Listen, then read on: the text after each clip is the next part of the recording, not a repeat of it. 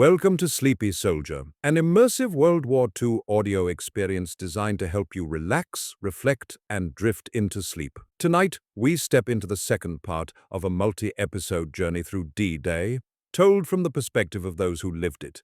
Infantrymen, naval captains, bomber pilots, tank gunners, combat medics, paratroopers, and more. Each voice has their own story. Each moment shapes the same world, and together they become the echoes of history. In this series, you are the one living it. Before we begin, where are you listening from? What time is it where you are right now? What perspective would you like to hear next? We read every single comment. We love hearing when you're listening, whether you're drifting off to sleep, resting after work, or finding calm during a long day. So breathe in, settle into where you are, and let the quiet waves of history carry you. Now, we step back in time. The engine roars against the waves, its growl vibrating through the metal floor beneath your feet. You steady yourself, one hand gripping the cold inner railing of the landing craft as it violently bucks against the sea's uneven rhythm. The world is narrower now, reduced to steel walls, jittering boots, and the relentless churn of the ocean beyond the bow. Your helmet feels tighter than before, as though it's shrinking to meet the growing pressure behind your temples. Breath moves in short waves of its own, exhaled into the stagnant air, then stolen away by the wind that hisses through any opening it can find. You can feel the pulse in your throat each time the engine growls louder, each time the boat slams into another wave. You're packed shoulder to shoulder with the others, knees brushing against knees, rifles held against chests with a tension that's not entirely deliberate. The man to your left shifts his weight every few seconds. You catch his face as he glances down, eyes fixed on the pack at his feet, as if nothing outside this boat is real, until the moment the ramp drops. There's a small smear of oil on his chin he doesn't know is there. You look down too. Your boots are slick with spray and seawater already pooling at the bottom of the craft. Your socks throb against your ankles, swollen from hours in the chill. You remember what the sergeant said, quick steps and keep moving forward, but your mind has decided to cling to moments instead of orders. The pack feels too heavy, the rifle strap bites into your shoulder, the morning light is too soft for what's coming. A swell lifts the boat a full foot before letting it drop. A grunt travels down the row from a young private gripping the side rail.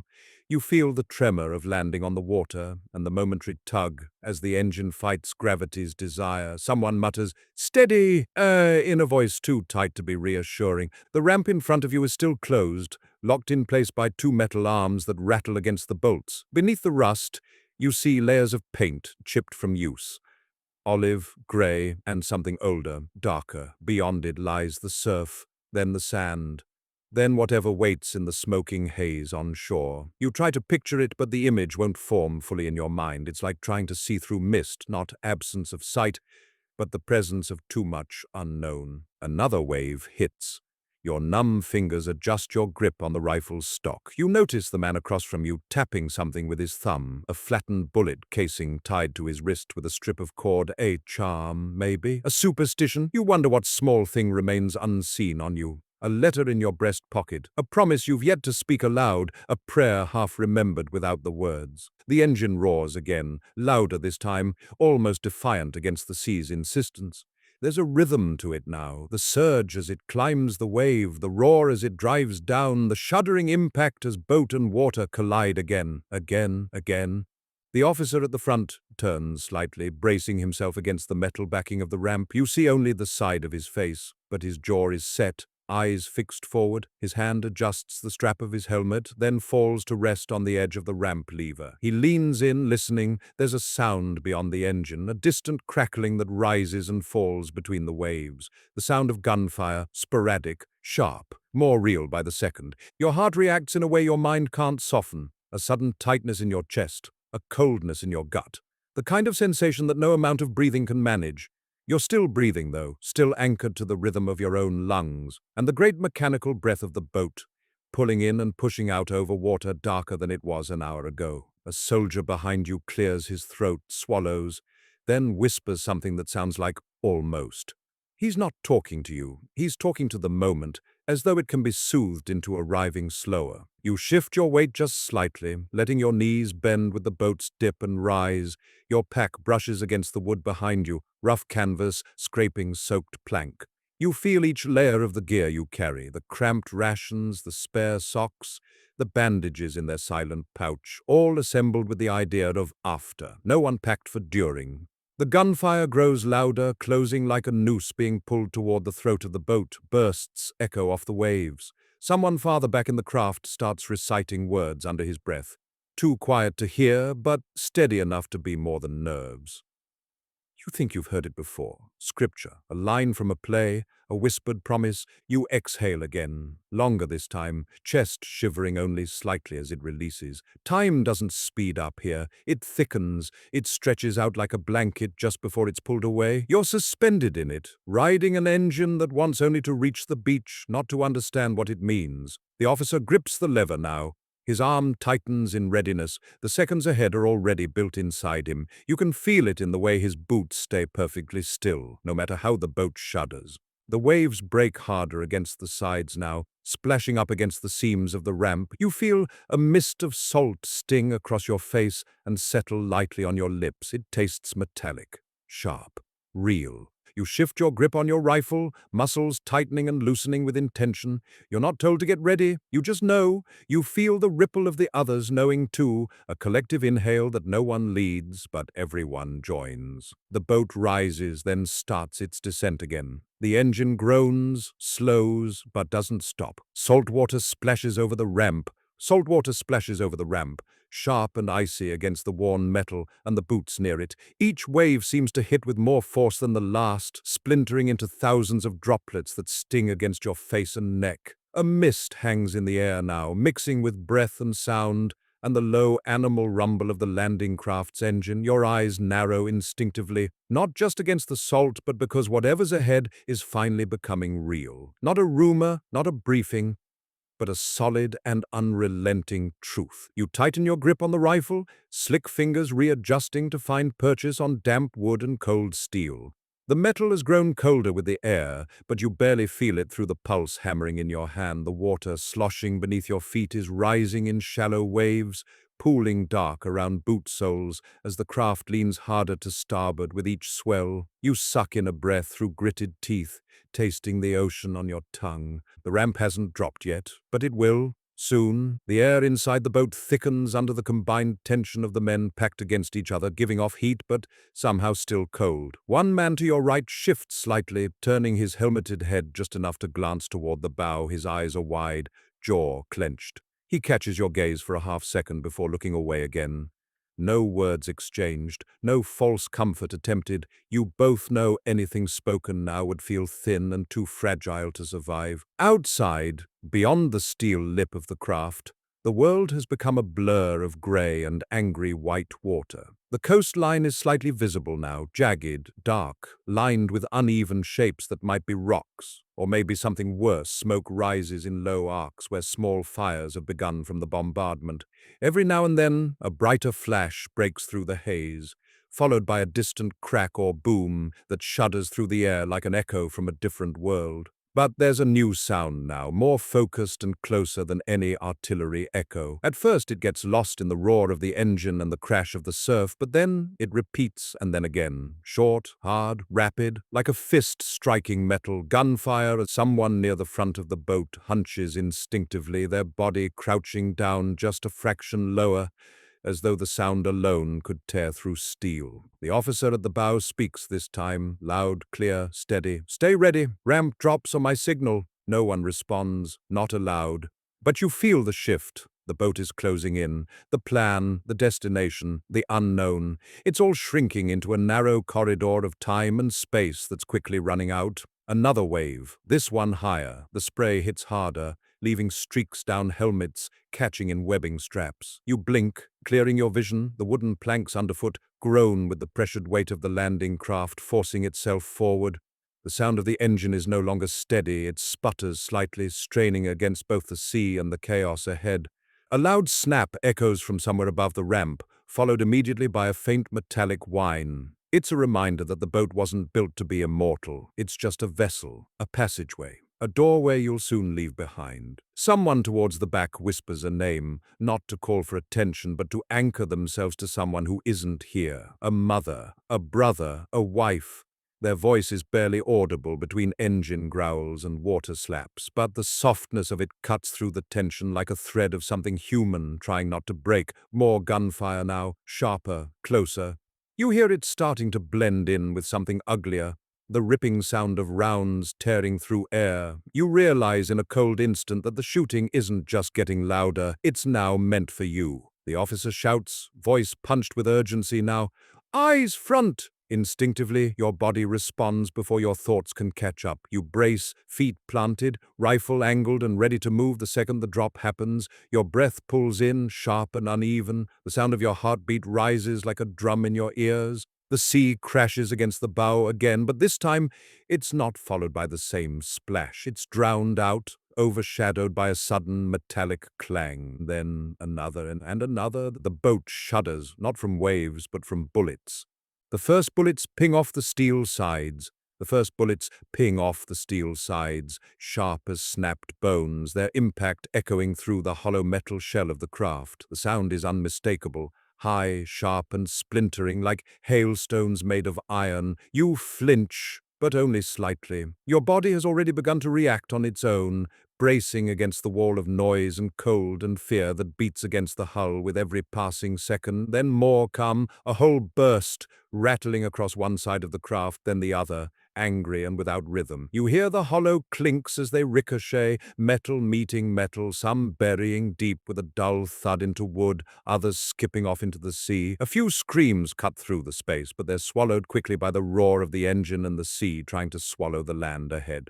A hand grips your shoulder, a quick, instinctive reminder you are not alone. You don't see whose it is. You don't need to. It's not comfort, just presence, a kind of tether, as the world around you sharpens into something too real for thought. You crouch lower, instinct taking over before fear does. Boots shift in the shallow water, each step making a wet, uneven suction as you tighten your stance. The cold water sloshes against your shins now, rising quickly with the sea's violent churn. Everything is slick, everything is loud. The officer grips the lever at the front of the craft with controlled force.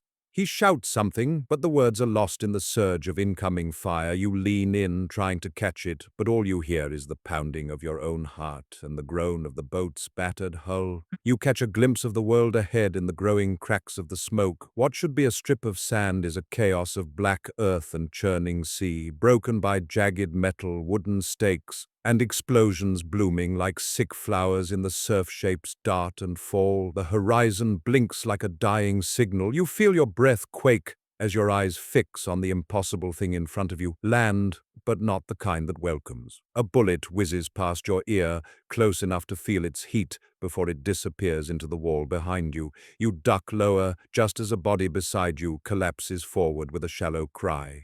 His helmet hits the deck with a hollow clang, rolling away and filling with water almost instantly. A hand reaches out, grips at nothing in the air, then falls still. Another soldier steps over him without breaking stride, not from cold, from necessity. Your breath grows short, not from panic, but from the narrowing space between you and the next moment. The world shrinks even further. You no longer feel the spray against your face. You barely register the quiver in your knees.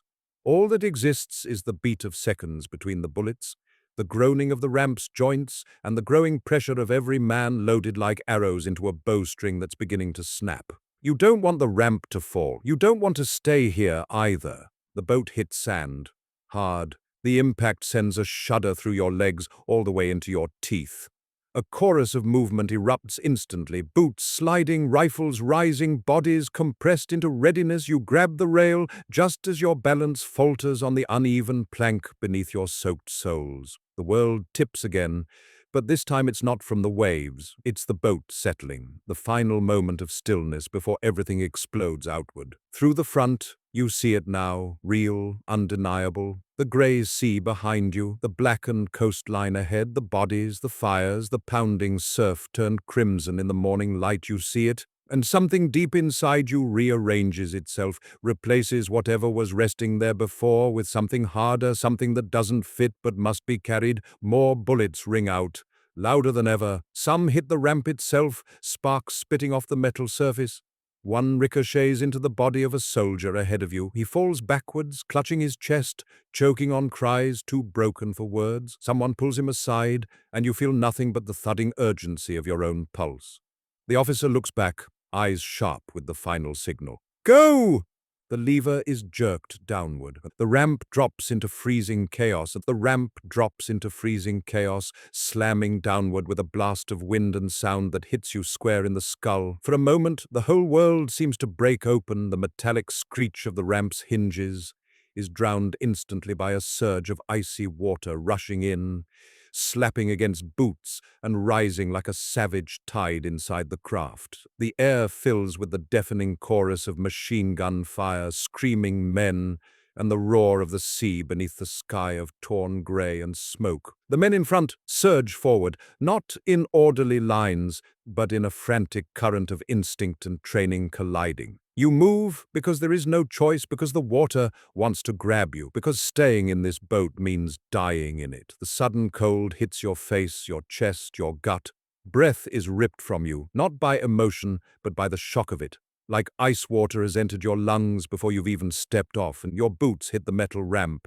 It groans under the weight of a dozen soldiers charging down, splashing into the sea below. You grip your rifle against your chest. Your pack slams against your spine with each jarring step. The ramp is slick, angled downward into a frothing mass of water, made monstrous by the churn of boat engines and artillery shells exploding far too close. Someone falls to your left, boot sliding, body crashing sideways and vanishing beneath the waves. You see his helmet drift for a split second, water pouring into its basin like it's trying to swallow whatever it can. Before you can reach out, another body crashes into him. The sea has no time for rescue, neither does the beach. You take a step, then another. The water rises instantly above your shins. The next step, your knees. The ramp disappears behind you, swallowed by the frigid chaos. Your boots sink into uneven sand beneath the surf, dragged by the current, tugged by unseen tides pulling back toward the boat, toward the impossible weight of the sea and everything falling into it. Cold shoots up your legs like electricity. Your muscles lock for a second and you nearly pitch forward. The shock is enough to shatter whatever thin barrier of calm might have existed. You gasp, sucking in salt-heavy air, and your breath tears at your throat like it doesn't belong there. Gunfire whistles above your head, slicing through the air with violent speed. Sand and spray erupt around you where bullets strike. A man breaks into a sprint beside you, only to jerk mid-stride and collapse, face first, into the tide. A spray of water and blood mingles in the froth, carried away as quickly as it came. Your legs move without waiting for permission, up to your thighs in water, the current trying to turn your body sideways, trying to trap you. Your pack feels twice as heavy. Your rifle threatens to slip from your grip every time your foot sinks into the dragging sand beneath the surface. The beach feels miles away. It is only 50 yards. Every step feels like lifting your entire body through thick mud. Arms tighten, shoulders burn, breath comes in gasps, each one sharp and uncontrolled, like it's being punched out of you with every forward motion. You hear nothing but fragments, men shouting orders, screams swallowed by water, the endless machine gun chatter from unseen bunkers on the bluffs above, mortars thunder against the surf, throwing up pillars of water and body parts, splashing blood across the tide in quick, violent strokes. You take one step that nearly isn't one. Your boot slips on something soft beneath the water, flesh, a body you didn't see until you were already stepping onto it. Your balance fails for a moment, arms flail, rifle clatters against your chest, chin slams into the icy water.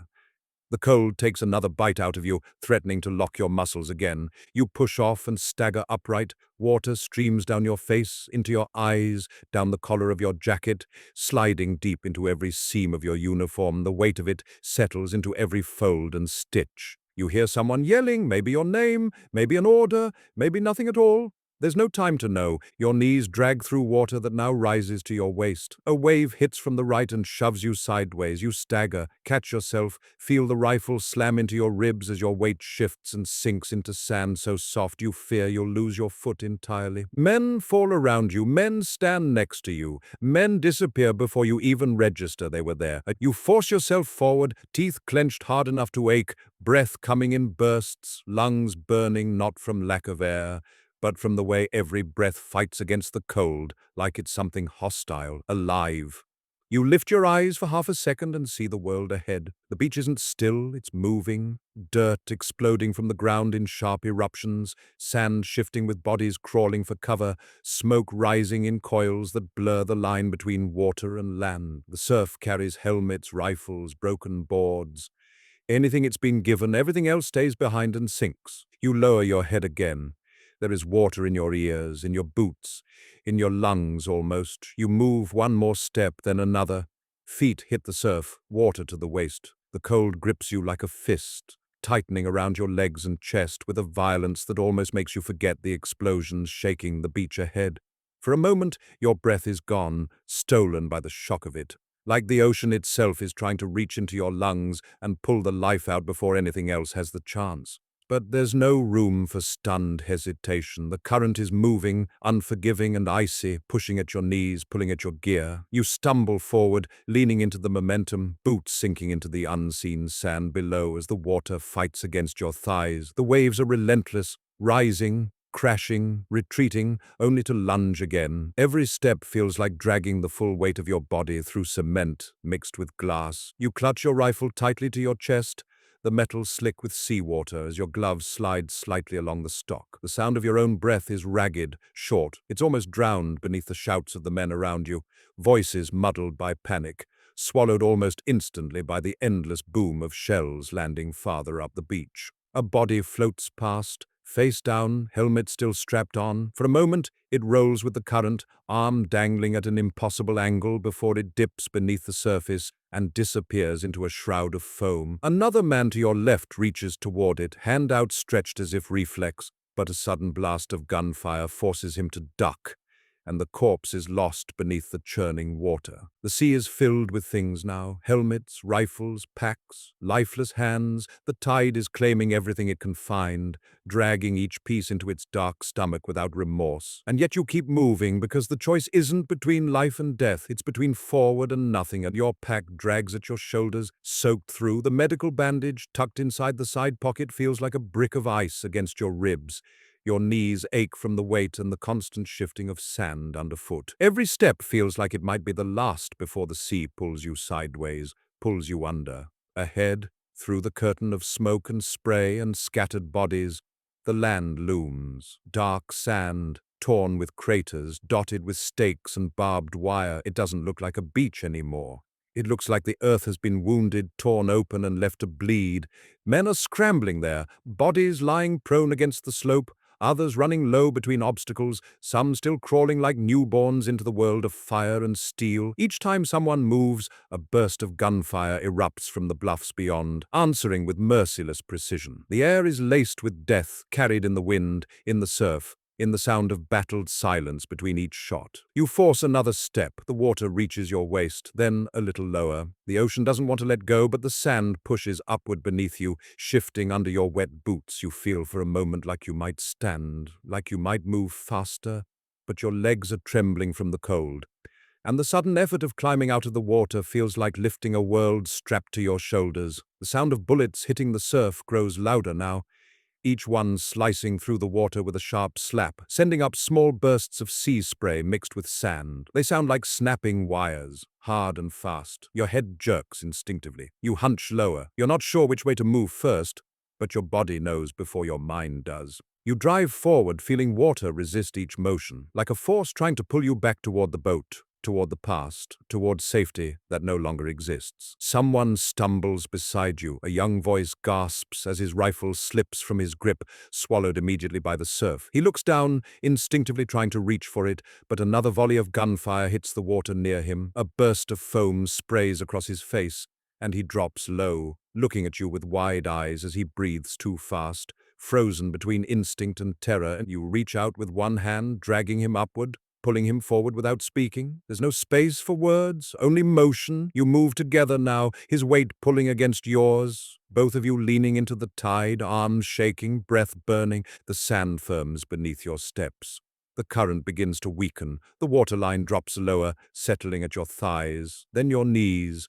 You can feel the earth beneath you again, a sick, welcome anchor that replaces the false embrace of the sea. Your boots hit ground harder now, each step jarring your knees, sending shocks through your hips. Spray still kicks up behind you. The surf is loud and punishing against your back. But forward, that's all that matters now. Forward. A shell explodes somewhere up the beach, sending up a column of sand and smoke and screams in its wake. The blast seems to move the very air, shaking everything around you in a single violent heartbeat. You duck low, instinct, reflex, training, something deeper. The young man you pulled along grips your sleeve now like a lifeline, and you don't push him away. You need him too. No one stands alone in a place like this. No one walks this sand unfollowed by ghosts. Then gunfire again. Sharper, closer, not overhead. Not into the surf beyond you, but around you. Into the water right beside you, sharp and relentless, each round tearing into the surf with a spray that stings your face and sends violent ripples across the surface. It doesn't sound like gunfire anymore.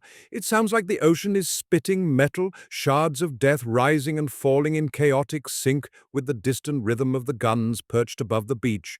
Your heart hammers so violently you feel it in your throat. You hunch low without thinking, your body folding in on itself like an instinctive shell, shoulders tightening, breath catching one moment. The water is high enough to brush the bottom of your rifle's stock. The next, it seems to sink just enough to reveal more of the chaos ahead. A hellish shoreline, broken by smoke, shrapnel, and bodies barely recognizable as men. You draw in a breath and taste salt, gunpowder, and fear as if they've been mixed into the air itself. The man you pulled from the surf is still beside you. He grips your sleeve with white-knuckled desperation, pulling himself up as he chokes on the cold. His lips are blue, jaw clenched so tightly it looks like his teeth might crack. His helmet has shifted, crooked, exposing his forehead. And for a moment you wonder if he even realizes he's holding on to you. Another burst of fire cuts across the water. Closer now. You hear the harsh clang of bullets striking metal ahead as they ricochet off a partially submerged landing craft. A splash of red blooms in the surf behind you. You don't look. You can't. You wouldn't know what to do if you did. Go! Someone screams. Not a command, not even a direction. Just a noise pushed out from lungs that can't hold the fear anymore. It isn't aimed at you, but it reaches you anyway, like a current surging under the surface. You lower your stance, push forward, and feel your boots begin to cleave through sand instead of water. The ground beneath feels sudden and unwelcoming, like a trap disguised as escape. What should feel like solid footing is instead loose, shifting, uneven, sinking sand. The beach is soaked with seawater and cratered from shells, designed to catch feet and hold bodies long enough for the bullets to do their work. Your first step onto it is clumsy. The boot sinks deeper than expected, pulling the rest of your weight forward with an awkward jerk. You catch yourself with your free hand, bracing against an overturned beam that juts upward like a broken rib. A round of machine gun fire rips into the sand just feet ahead of you. Dirt and wet earth explode upward, showering your face in grit and mud. You feel small rocks and shattered shells strike your cheek, nicking you with tiny slices of pain that barely register over the pounding ocean in your veins. You push again, another step. You feel the sand give way, sucking at your ankle as if trying to anchor you there, to make you still, to turn you into another part of the shore's wreckage. You yank your foot free, nearly losing your balance. Your rifle swings outward, and you tighten your grip, protecting it like it's not just a weapon, but a rope tethering you to something that still makes sense. The man beside you stumbles. He slips under again, sinking ankle-deep into the sand before catching himself with his hands. He spits out grit, eyes darting upward toward the bluffs where the machine guns are perched, and you see it. The fully realized fear there. Not the kind that chokes you first, but the kind that comes second, when you realize this is real, that you could die here. That many already have. You don't have time to reassure him. You barely have time to reassure yourself. Forward. Forward is the only direction that exists. Not because hope lies that way, but because death follows behind. You drag your boot through the muck, feel it shift under your arch, and plant it deeper, trying to find something, anything that will hold. The sand grips your foot in return, unwilling to let go. Your pack nearly pulls you backward as you lean further into your step. Weight builds on your thighs and back in waves of burning muscle. You're soaked cold, every breath tight and unfamiliar.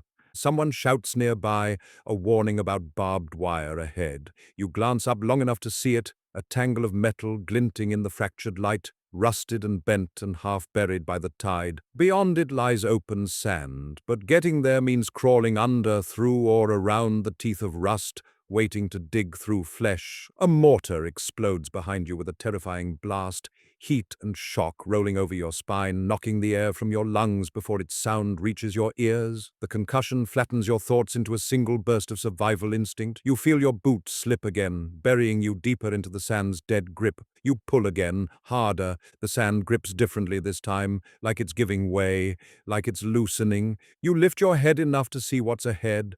Waves of men crawling, staggering, falling. Wooden obstacles jutting out of the surf, some lined with mines, others splintered by shrapnel. Smoke rolls over everything in uneven bursts, breaking the sky into patches of white and grey. The hill ahead is lined with black dots, gun nests spitting fire without pause, no faces, no pause, just death, waiting, and still forward. You take another step. Your boot sinks again, but you pull. You take another and your legs burn. Your back screams. Your breath shortens into bursts you can't control. Again, you fall to one knee. Sand clings to your gloves, pushing between your fingers. Your pack drags at you, pulling you down. You dig your knee deeper, searching for traction that doesn't exist. The ocean's foam reaches you, swirling around your legs like it wants to pull you back into its cold. But you push, you rise, you step forward again, barely struggling forward through sinking sand, your feet pressed deeper with every step, the earth beneath you pulling like a hand trying to drag you down. The wet grit clings to your boots and trousers, weighed down with seawater, each step feeling heavier than the last. Ahead, the beach stretches out like an eternity of shifting earth under fire, a place where every inch gained seems to cost more than you're sure you can give. Your breath comes in short, burning bursts. You're not running, you can't. The sand is too soft, too saturated with blood and sea. So you push forward the only way your body will let you, half crawl, half stagger, hands and knees picking their way through the broken earth where the tide still claws inward behind you. The air is thick, not with smoke alone, but with shouts, explosions, the machine gun rhythm that won't stop ringing in the base of your skull. You slide downward again, your left boot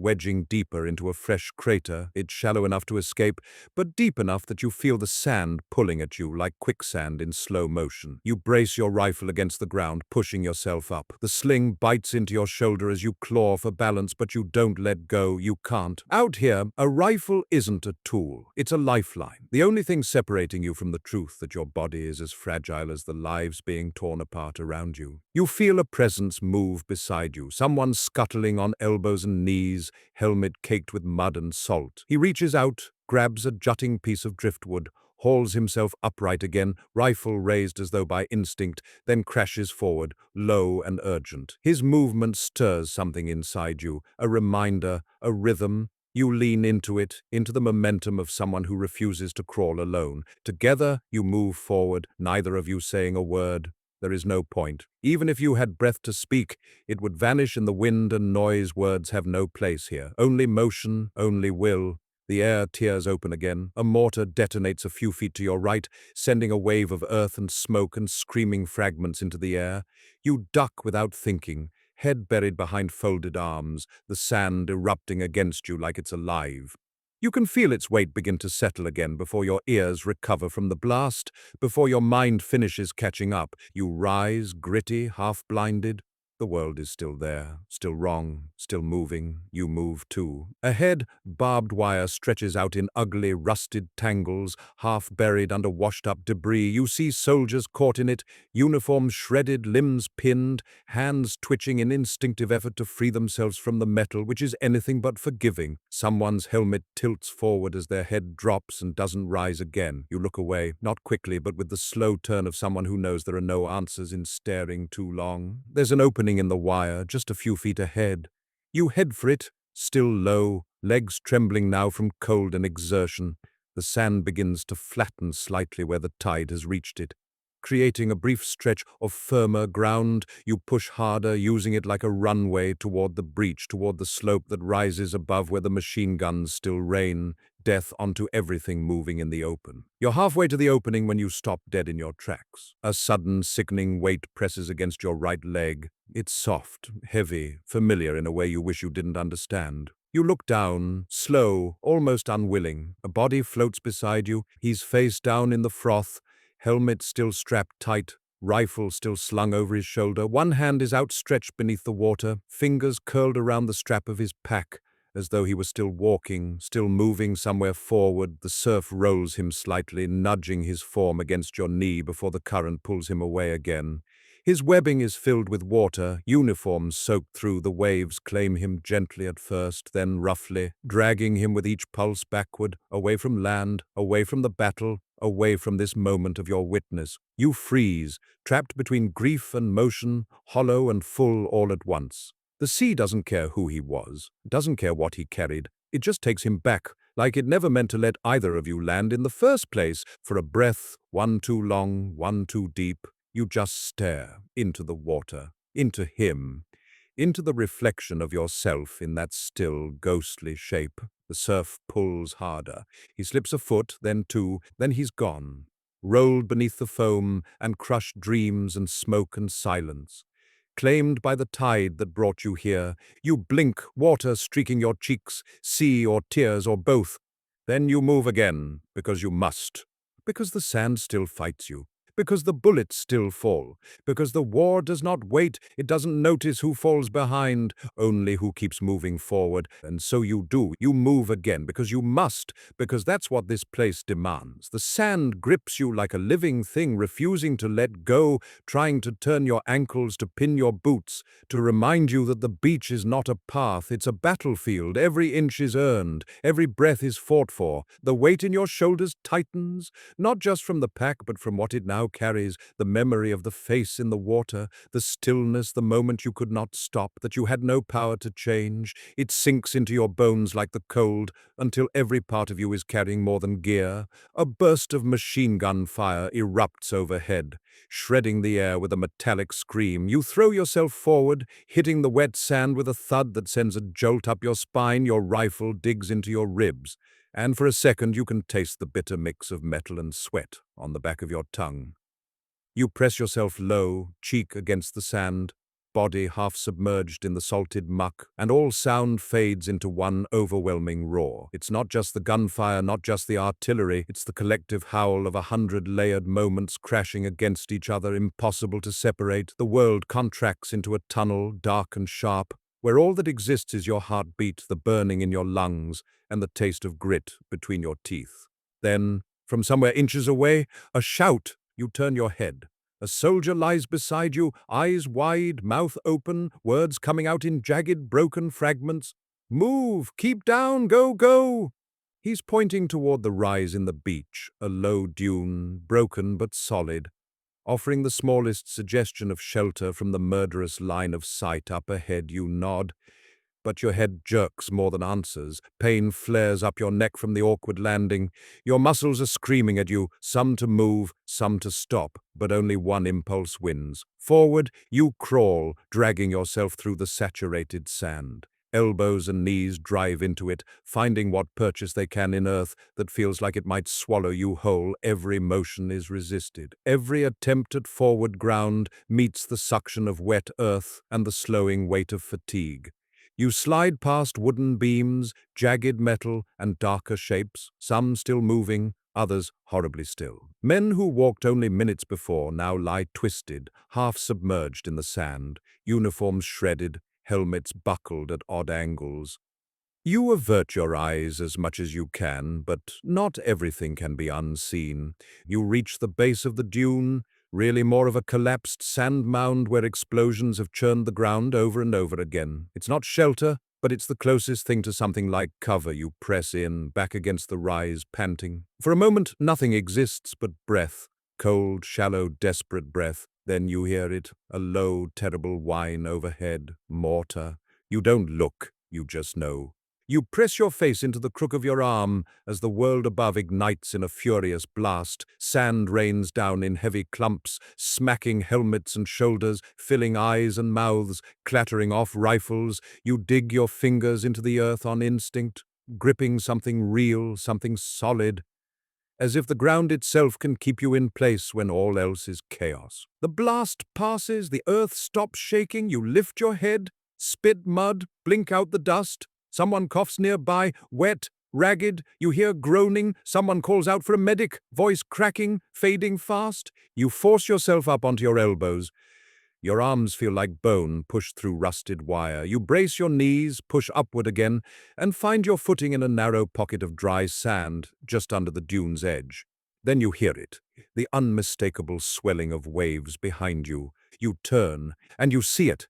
The sea behind fills with wreckage. It's no longer the water you crossed, no longer the cold blanket of morning grey. It is choked with debris, splintered timber, torn packs, rifles drifting in and out of tide, helmets half submerged, bodies caught like driftwood in the pull of the dying surf landing craft burn in the distance, oil spilling into the water and igniting in bright bursts of fire that spread like floating wildfire across the waves.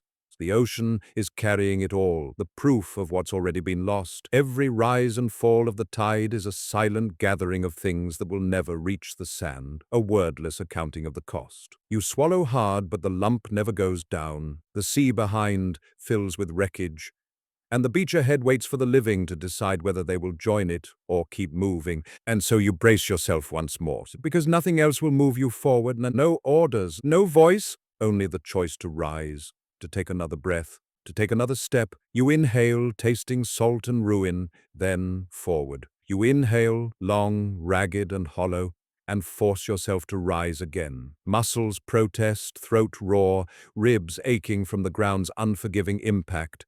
But the world doesn't wait. The gunfire doesn't wait. The next shell will not wait. So you gather your weight beneath you, press your shaking palms into the sand, and drag yourself forward. The dune at your back offers only a whisper of shelter. Ahead lies an exposed slope, pockmarked by craters and laced with broken boards and jagged steel tank traps, jutting like the bones of a long-buried beast. The sky above is white with smoke, dirty with ash, fading into a grey horizon that hides more fire than light. The air whistles, bullets hiss low across the sand like vipers. Every movement could be the one that draws the next strike, but you move anyway. Hand over hand, foot over foot, back bent, head down. You drag your body forward with the slow, stubborn pull of someone who doesn't know how to stop. Not because they are fearless, but because they are terrified, and motion is the only thing louder than fear. The sand is thicker here, sucked deep into every pocket of uniform and gear. When you breathe, you inhale dust, dried salt, bitter smoke, and something else. Something sickly sweet that you recognize but wish you didn't. Blood. It hangs in the air like memory. You reach a jutting beam, splintered, warped by fire. You hook your arm over it, pull yourself across, and slide into the shadow of a half-collapsed barricade. The wood is damp and broken, but for a single moment it feels like a wall between you and the line of fire. You crouch low, lungs screaming for air that isn't coated in ash, and you look up. The slope to the top of the beach is still ahead. The sand has begun to change, no longer wet, no longer falling under the tide's pull. This is where the ocean stops, and the land begins to claim everything left behind. The low tide shelf lies just beyond this last stretch, and that is where the others are crawling, stumbling, collapsing, trying to reach something that might not even be safety, but at least is not water, not sinking earth, not the place where bodies drift and disappear. A shout carries across the wind, close, urgent. "Smoke up! Move!" Something metallic rattles against a pack. You look. Two soldiers crouch just ahead, masked by the same barricade, one fumbling with a cylindrical device. His hands are shaking so hard the pin slips twice, clattering into the sand before a third hand reaches in, steady, quick, and yanks it free. The smoke grenade leaves a silver flash in the air before it rolls forward, bouncing twice, then releasing a thick plume of grey concealment. The smoke billows outward, writhing like it's alive, gathering over the sand like a curtain that hides the blood and violence. just for a breath of time. It's not safety, but it's something. You move again, faster now. Sand drags beneath your boots, clinging to you in clumps. The weight of it building at your thighs, behind your knees. You feel every grain in your socks, every pull of fabric against your skin. Your rifle swings forward into the crook of your arm and stays. Your grip is weak. But you don't let go. You crawl into the smoke that stings your eyes, smears your vision, tastes foul in your mouth, but it keeps you hidden. The sound of bullets changes within the fog, less sharp, more muffled, less precise. The line of fire is confused, unable to see entirely where you are. It's the only shield this place will offer. You drop to your elbows again, burying your weight into the sand and pushing through. You don't care about how filthy you are. You don't care that the sand rubs your skin raw and sticks to every exposed patch of flesh. You care only about one thing: distance. You hear cries behind you, one voice rising in panic before cutting short. A body drops somewhere behind your left shoulder with a sound so final, so sudden, that part of you wants to turn, to look, to help, but you don't. You can't. Forward is all there is. Your breath becomes more shallow. Not enough air in a world full of it. You raise your head just slightly, the smoke shifting just enough to show you the faint outline of the low-tide shelf in the distance. A solid patch of darkened sand, packed firm where the ocean once retreated, leaving a flat ribbon of earth that might grant traction instead of entrapment. You make for it. Each inch is harder than the last. The sand becomes steeper, fighting you, pushing back like a living thing. Your elbows dig into the slope, your boots push through loose earth that tries to roll back down with every attempt to climb. Someone crashes next to you, rolling, panting, covered in blood and grime. He braces himself on one elbow and pushes upward again. His eyes meet yours, wild, terrified, alive. Then he nods, once sharp. It's not agreement, not encouragement, just recognition. A silent pact shared between two people caught in the same impossible now. You keep going. Your chest burns like a furnace. Your tongue sticks to the roof of your mouth, salt thickening your breath. Your fingers feel numb, your arms trembling with every shove through the powdery ground. Your helmet slips forward, bumping into your brow more than once, smearing grit across your eyes. Your body wants to stop. Your mind doesn't let it. One more pull, one more push, one more breath. The sand begins to feel different beneath your palms, less loose, more compacted. Your hands don't sink as deep. Your boots gain traction where they once slipped. Momentum returns in uneven bursts, ragged and triumphant in the smallest ways. You drag yourself the final few feet, lungs screaming for oxygen you haven't given them properly in minutes. Your chest rises sharply, struggling against the weight of your gear, the pressure of gravity, and the burn of cold salt air trying to fill you but never fully reaching the bottom where breath is supposed to live. You fall to your side, half crawled, half rolled, onto firmer earth, the low-tide shelf. The sand here is darker, packed, no longer sucking at your feet, no longer swallowing boots and bodies whole. Your fingers dig into it, and it holds you rather than pulls. You pant, deep and broken, burning like the air itself is smoke and pain and exhaustion. Your breath burns in your chest, each inhale straining against cold, wet lungs. The low-tide shelf gives just enough resistance beneath you to remind you your body is still whole, still capable of moving, and yet you remain sprawled there for a moment, body heaving, face half turned into darkened sand that smells of seawater and cordite and something more ancient than war, earth that has seen this all before. A burst of machine gun fire rips through the air above you, the rounds snapping just overhead, ricocheting off unseen shrapnel or buried metal. The sound doesn't startle you now, it just presses in like a pressure on your skull. A reminder that rest is a luxury not afforded here. You brace your palms into the sand and push. Your arms tremble with the effort, exhausted and gritty, your gloves packed with earth and sea. You're only a few yards from the next barrier, what looks like a stretch of shingle and debris where men have gathered themselves into shallow waves, hidden if only for a moment by the uneven rise of land. Your legs protest as you crawl forward, boots dragging through thicker grains now, tattered at the seams, waterlogged and heavy. The sand clings to everything, seeping into pockets and webbing straps, mottling your uniform in patches of coarse gray. Gunfire cuts through the smoke, less wild than before, more focused, more deliberate. You hear the marking rifles now, single shots from higher ground, snipers picking out anyone who dares to stand or even lift their head above the chaos. And a shallow trench just ahead catches your eye, carved not by human hands, but by the pounding surf and churning tide.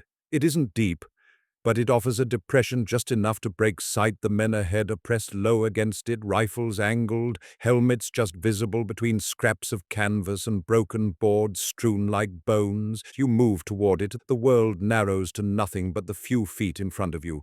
Each inch of progress a negotiation between gravity, exhaustion, and the sand that refuses to loosen its grip on your limbs. A shout rises somewhere nearby, a young voice, cracked but commanding. Keep moving, get to the shingle, go!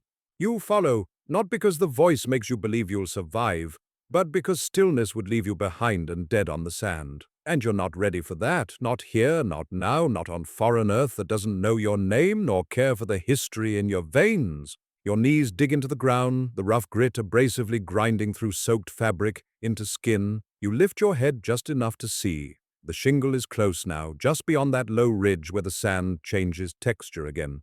A line of uneven stones and gravel, mixed with wreckage, splintered crates, tangled netting, the blackened remnants of supply boxes shattered by artillery. You feel your heartbeat hammer in your throat as your fingers clutch the shingle's edge. It slides beneath your gloves, needle-sharp pebbles and fragments grinding against your palms.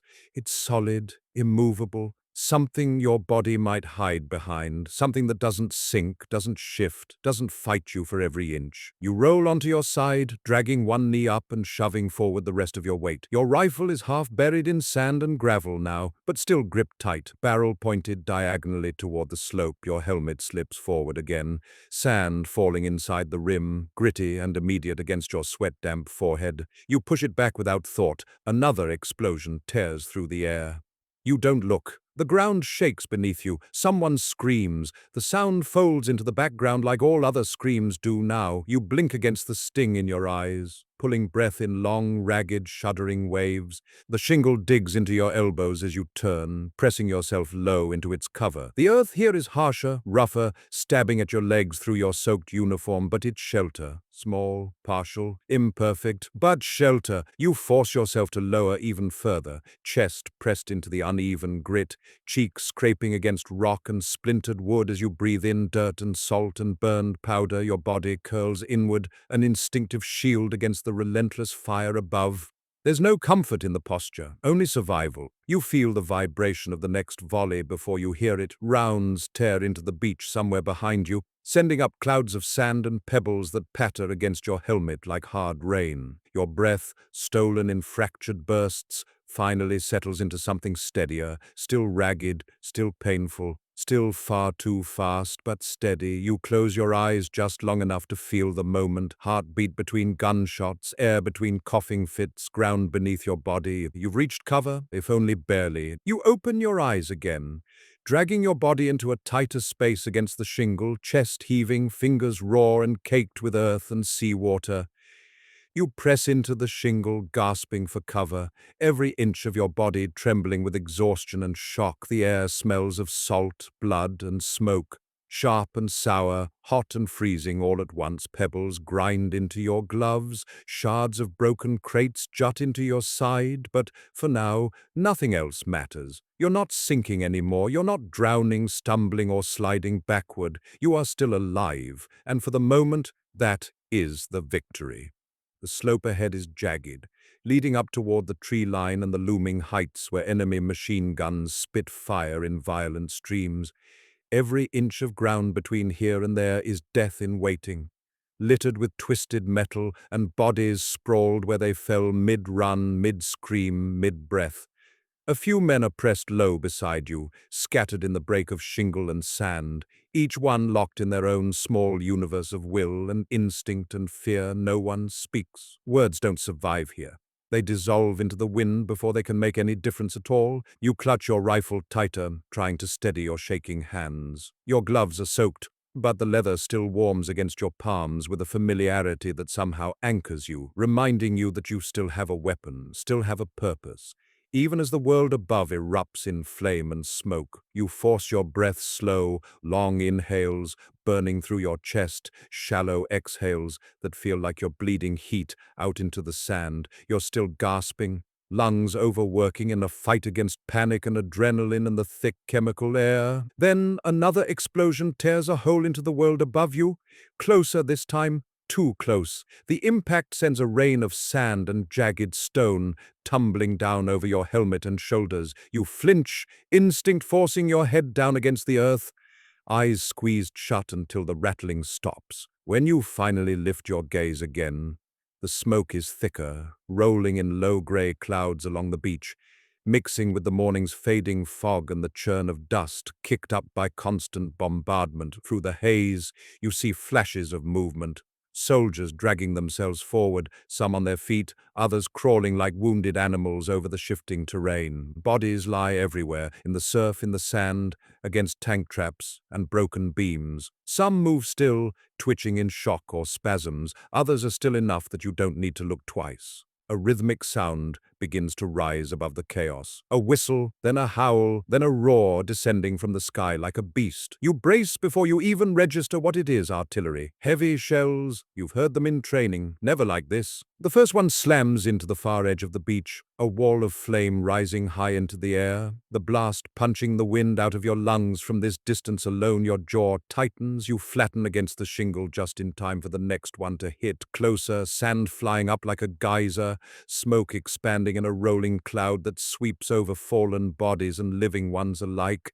You dig your fingers into the ground, grounding yourself, waiting for the concussion to fade. The earth trembles beneath you, a low, heavy vibration that moves through your chest and lingers, like the world has taken a deep breath and refuses to release it. And you look up again, squinting against grit and heat. More explosions, more plumes. The horizon is full of bursts now, patches of black smoke and red flame lighting the landscape in irregular flashes. You can't tell what's coming from the ships offshore and what's coming from the German guns inland. Both sides are speaking in fire and no one on the ground has room to answer. A man 2 feet to your right leans his head back against the shingle ridge, helmet tilted low. He's panting, mouth open, face spattered in mud and ash. His eyes flicker toward you. You meet his gaze for just an instant. Nothing said, but everything understood. His hand shakes against the weapon resting across his lap, and for a moment, you realize he's barely holding on. You don't know his name. He doesn't know yours.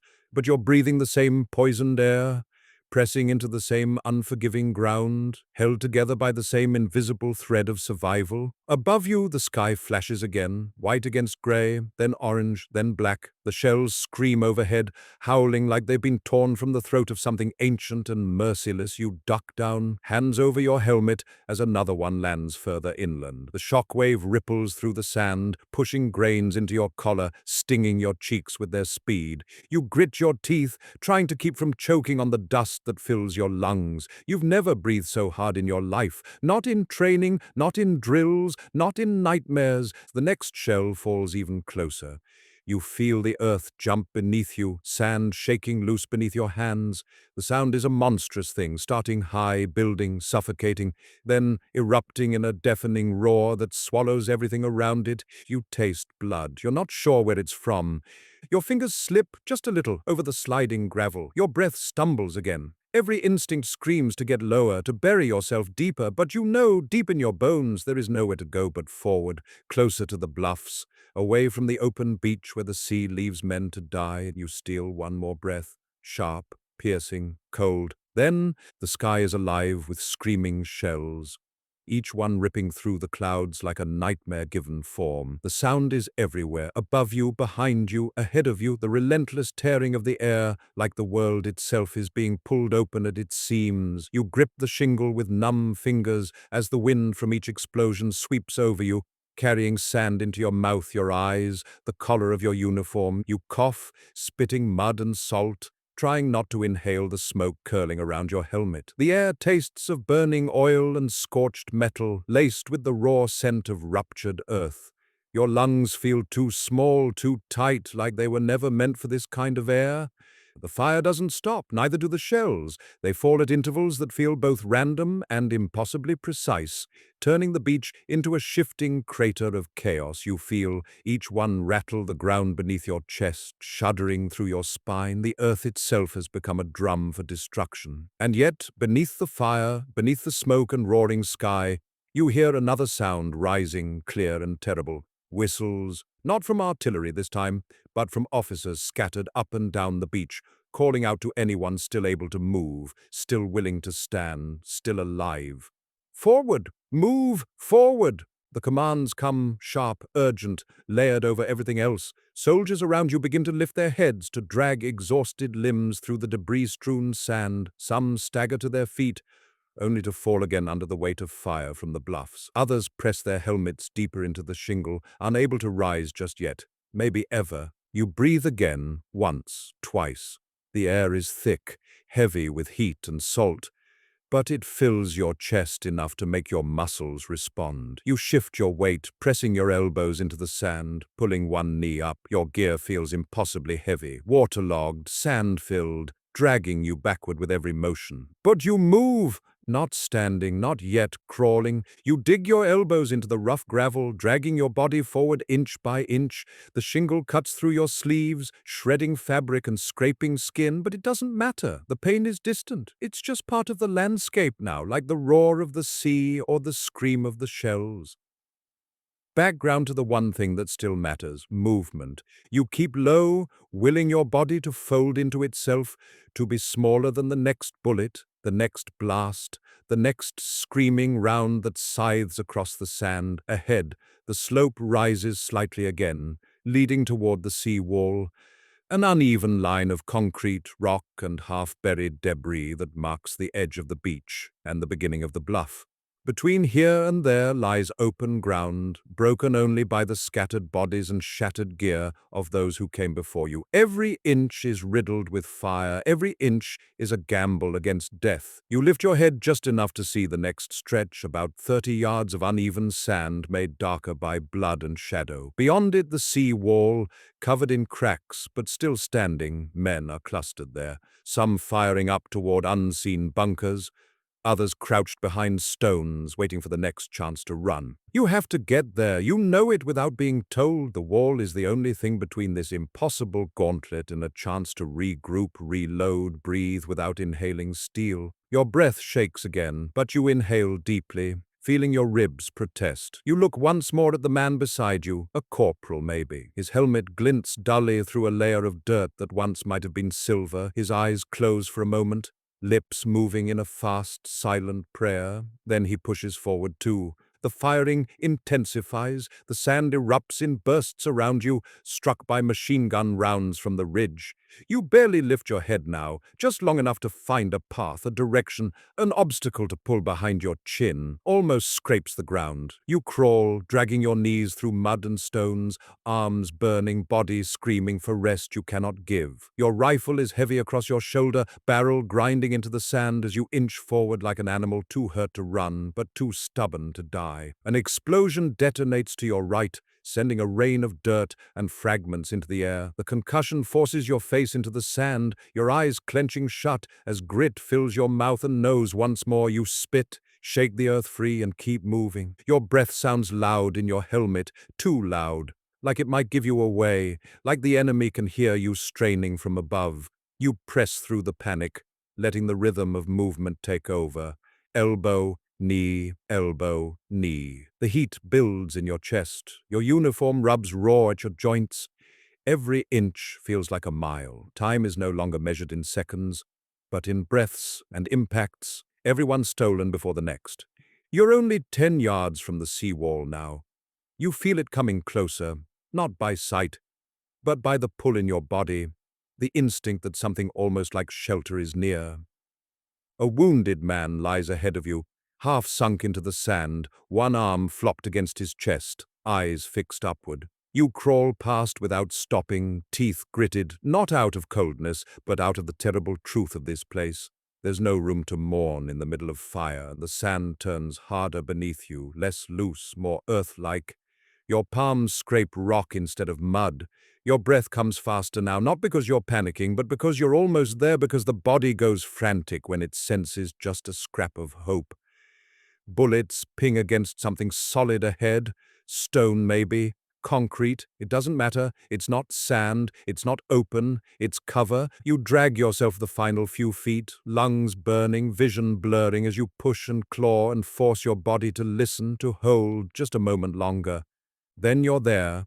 Your shoulder slams into the cold, rough surface of the beach wall. You collapse against it, pressing your entire weight into the stone, gasping, chest heaving, face buried against concrete that smells of centuries of tide and blood and smoke. You're alive for now.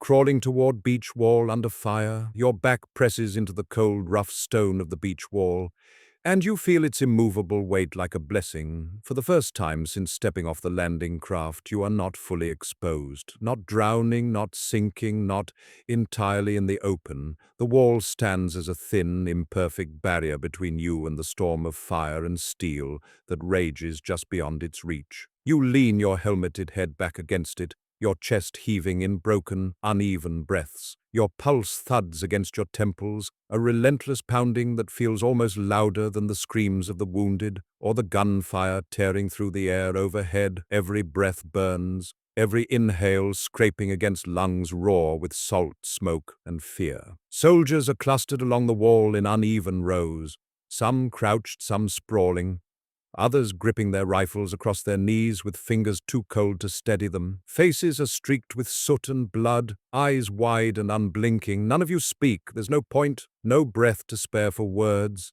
Every moment is movement, every silence is survival. You look to your left. A man sits hunched, back against the wall, hands pressed tightly against his stomach beneath his webbing. Blood seeps through the gaps in his fingers, spreading into the sand at his feet. He stares forward with hollow eyes that don't blink. His mouth is open slightly, catching breath that doesn't seem to come. No one tells him to hang on, no one lies. To your right, another soldier wipes his face with a shaking hand, leaving streaks of ash across his cheek. He grips his helmet in both hands, pressing it tight against his forehead like he's holding his skull together. You watch his shoulders shudder, once, twice, then go still.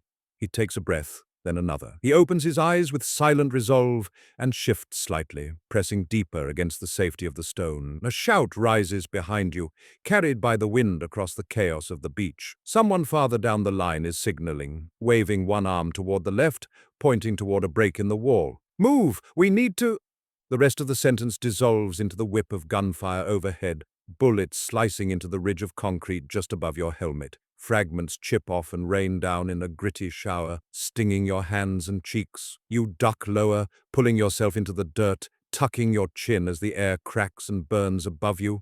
The moment passes, only to be replaced by the next. An engine roars nearby, familiar, rhythmic, chugging under duress.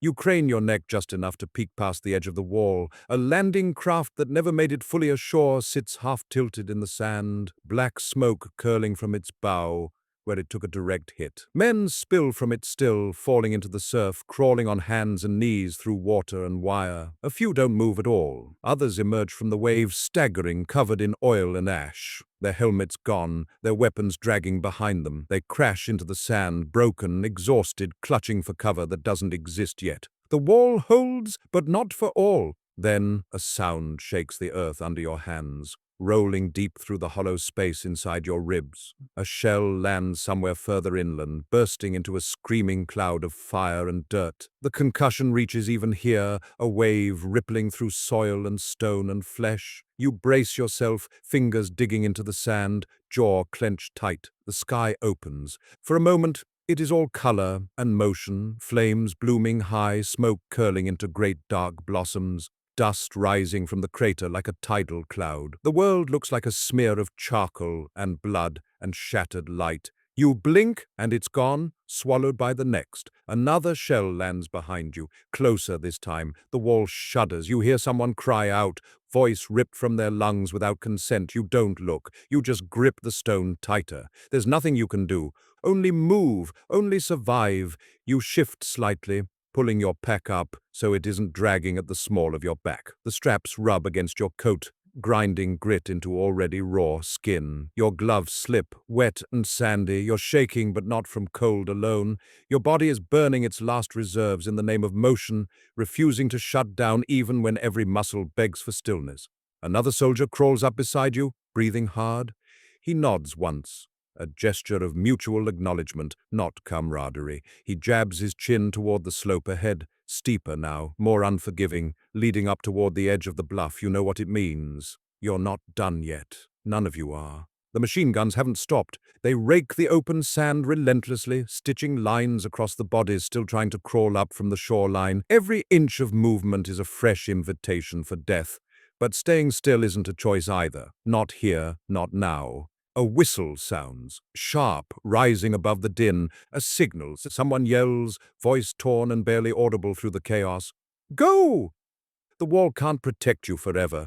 It's only one stop on the path between nowhere and the inland push. And so, again, you move. You grip the ground with both hands, forcing yourself to crawl sideways along the beach wall until you reach a lower pass. An erratic break where the stone has eroded into a rough incline one moment. Cold stone presses into your helmet. The next, your body rolls into open sand again, exposed by choice. You move forward, low, quick, desperate, your legs pump beneath you, knees skidding through hot sand, hands finding purchase on shredded canvas and broken metal as you scramble past the bodies, past the wreckage, toward the next patch of cover. Machine gun fire rips across your path, bullets kicking sand into your eyes, tearing deep grooves into the earth inches ahead. You drop lower, almost crawling on your stomach, pushing forward through pain and instinct and something darker that keeps your lungs filling whether you want them to or not. A blast erupts to your right, closer than any before. The force lifts sand and bodies and metal into a monstrous cloud that blots out all sight, all shape. You don't see the debris fall. You feel it. Pieces of stone and bone and burnt wood crashing down like a hailstorm of ruin. You turn your face into the earth, arms shielding your head, teeth clenched so hard your jaw aches. The world shakes, roars, then comes apart. Sand engulfs you, sound dims. Darkness presses in like a fog. You breathe, deep and broken. Then you rise again, because you must, even though the very earth beneath you is trying to bury you under the weight of its own violence. You crawl forward, gasping, every inch a battle, every movement an act of will. Explosions turn sand into dust clouds. You push forward, hands sinking into sand that is no longer just sand. It's dust, ash, bone, and earth crushed into fine fragments by the unrelenting force of shells and desperation. The air is thick. Too thick, full of drifting debris that clings to your skin, fills your nose, scratches your throat. You drag your body through it anyway, pressing deeper into the choking haze. One elbow, one knee, one breath at a time. The world has taken on a strange silence, not because the battle has stopped, but because your mind has begun to filter out the noise in order to survive the screams, the gunfire, the crash of waves. It's all still there, somewhere behind the ringing that fills your ears, somewhere muffled beneath the reeling echo of the last explosion still pulsing through your limbs. You can no longer tell where the sea ends and the shore begins. Everything is gray, muffled, moving. Your helmet feels too tight, a pressure building behind your temples. Your breath is raw, pulled in hard through clenched teeth, pushed out hotter than the air that surrounds you. You climb higher through the swirling dust, the incline growing steeper as you get closer to the seawall's end. The ground flattens slightly ahead, half covered in gravel and burnt timber. A crater lies just beyond it, shallow but deep enough to shelter in. Dirt and splintered stone form a jagged ring around its edges, as though the earth itself has recoiled from the impact of whatever hit there minutes ago. You angle toward it, body trembling, lungs screaming for air that doesn't burn. A bullet whistles overhead, cracking through the air before tearing into the sand behind you. You flinch but keep moving. The body knows now where to go, what to risk, what to ignore. You've long passed the place where hesitation matters. A shadow shifts inside the crater. You nearly drop flat, muscles tensing, rifle raised instinctively. But the shape doesn't move to attack, it turns, slowly, heavily, and becomes a figure, slumped low, helmet dipped, one leg twisted awkwardly beneath him. A British soldier, like you, but drained, hollow-eyed, covered in silt and blood. You reach the crater's edge and slip into its shelter, landing on your side with a grunt. The dust curls around you with every motion, swirling into the hollow as though trying to refill it. You reach out, bracing against the lip of the crater to steady yourself, but your fingers shake. Sliding over warm earth and torn sandbags, you catch your breath. Hard, fast, hungry for something cleaner than this, but knowing you won't find it here. The soldier turns fully now, slowly, like his bones are made of sand too. His face is streaked with smoke, jawline tight, eyes blurred beneath a rim of grime and exhaustion. He watches you settle beside him for a moment, silent, both of you too tired to speak, and you roll your shoulder, trying to relieve the weight of your pack as your arms throb and your chest heaves. Every part of your body wants to shut down, but the crater is only a pause, not the end. Up ahead, barely visible through the thick haze, you can see another rise in the terrain. Higher than this, beyond the arc of the seawall, beyond the dunes, beyond the immediate reach of incoming firemen are crawling there too, shapes covered in the same grey ash, hunched beneath the weight of their own survival, each one finding a way forward through the terror. You swallow hard, throat stinging. For a moment, your body doesn't respond, not with panic, but with the numbness of pure fatigue. You stare up toward the rising ground, and you know what must come next. The fight doesn't end here. The crater isn't safety, it's just another step, another breath, another moment given but only borrowed, and yet you rest just for that breath, just for that heartbeat,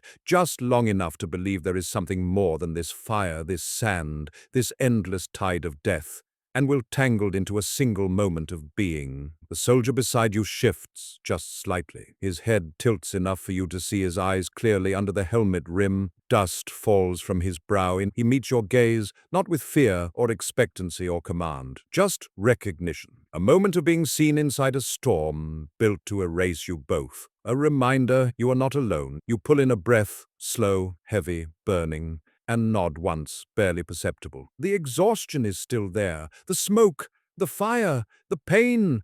But so is he, and now you. For just an instant the war holds still,